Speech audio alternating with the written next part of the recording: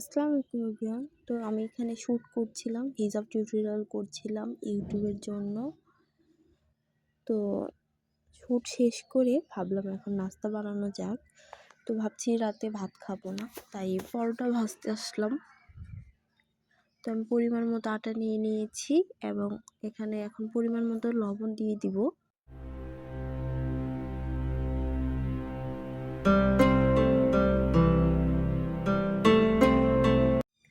তো আমি এখন এখানে তেল দিয়ে দিব। আসলে তেল দিলে পরোটাটা অনেক সফট হয় এবং সুন্দর হয়, যার কারণে আমি তেলটা দিয়ে দিচ্ছি।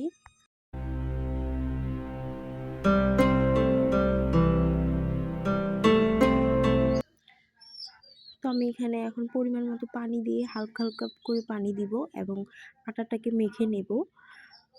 অল্প অল্প পানি দিয়ে আর অল্প অল্প পানি দিতে হবে এবং মাখাতে হবে, যাতে আটাটা নরম না হয়ে যায় এবং শক্ত না হয়ে যায়। তাই আমি অল্প অল্প করে পানি দিচ্ছিলাম আর মাখিয়ে নিচ্ছিলাম।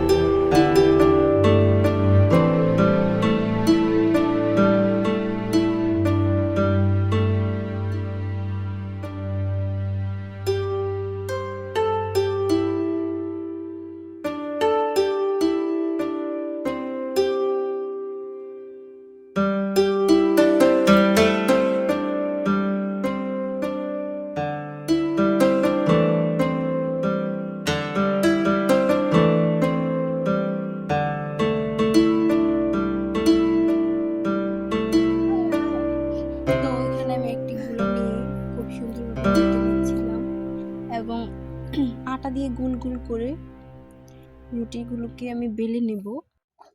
তো এখন আমি একটু আটা নিচ্ছি, আটা নিয়ে খুব সুন্দরভাবে আমি এখন বেলে দিব। তো একটু একটু করে আটা নিচ্ছিলাম আর এটাকে বেলছিলাম। অল্প অল্প অল্প করে আটা নিবে এবং বেলবে, তাহলে দেখবে রুটিটা কি সুন্দর গোল হয়ে যাবে। তো আমি এখানে অল্প অল্প করে আটা নিয়ে বেলছিলাম আর গোল করছিলাম। তবে আমারটা গোল হওয়ার দরকার নেই, আমি এটা পরোটা ভাজবো, তাই আমি এখানে একটু তেল দিয়ে দিচ্ছি। অল্প একটু তেল নিব, তো হাতে উঠছে না, তাই এখন একটু বেশি করে দিয়ে দিচ্ছি। তো বেশি করে তেল দিয়ে আমি 4 ভাঁজ করে এটাকে আমি এখন বেলে নিব, পরোটা যেহেতু। তো এখন আমি খুব সুন্দরভাবে এটাকে করে দিচ্ছিলাম।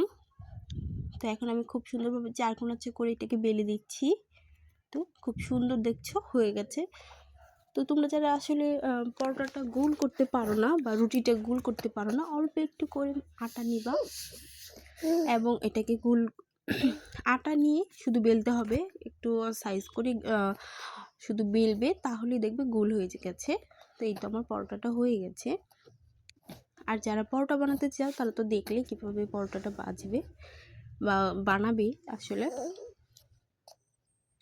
তো আমার পরোটা হয়ে গেছে, তো আমি আরেকটি গোলা নিয়ে নিয়েছি।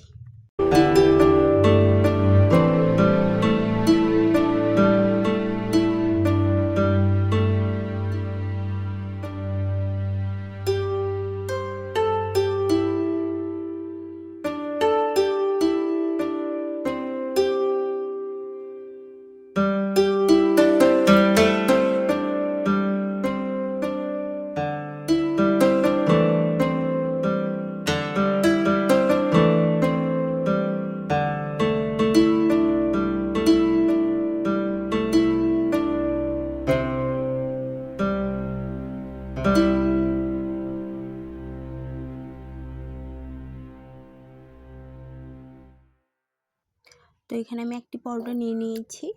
তো রাতের নাস্তা একটা পরোটাই যথেষ্ট, আমার পেট ভরে যায়, আমি রাতে বেশি খেতে পারি না, তাই আমি একটা পরোটা নিয়েছি। অল্প একটু তরকারি নিয়ে নিয়েছি, এটা মুরগির মাংসের তরকারি ছিল।